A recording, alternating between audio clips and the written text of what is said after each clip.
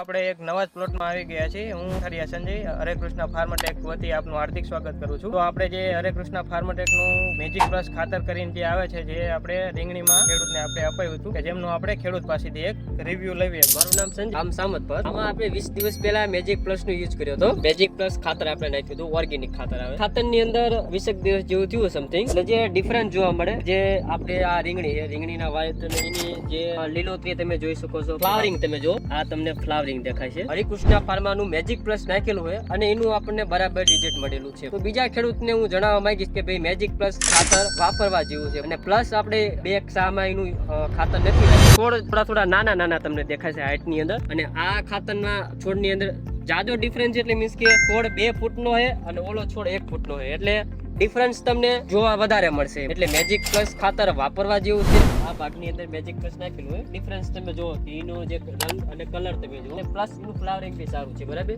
અને આ ભાગની અંદર આપણે એમાં મેજિક પ્લસ આપણે ખાતર નાખેલું છે અને મેજિક પ્લસ ખાતર નથી નાખેલું, બરાબર. અને આની અંદર આપણે મેજિક પ્લસ નાખેલું છે આ ભાગની અંદર.